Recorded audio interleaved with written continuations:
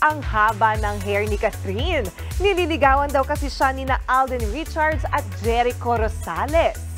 Ibinunyag yan ng talent manager na si OG Diaz sa kanyang latest vlog. May nag-splook daw sa kanya mula sa kampo ni Catherine na pinopormahan nga siya ni Alden. Sabi pa ni OG, kita naman daw yan sa body language ng aktor. Last week lang nang tanungin si Alden kung ano ang real score nila ni Catherine.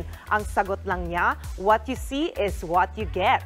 Pero eto pa, ayon pa sa source ni OG, pati si Jericho nililigawan din daw si Kat. Yun nga lang, mas boto raw umano ang pamilya ni Catherine kay Alden. Trending ngayon ang vlog na yan ni OG, pero wala pa namang comment dito sina Catherine, Alden at Jericho.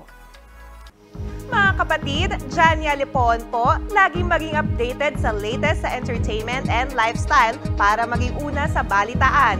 Bisitahin at mag-subscribe na sa social media pages ng News 5.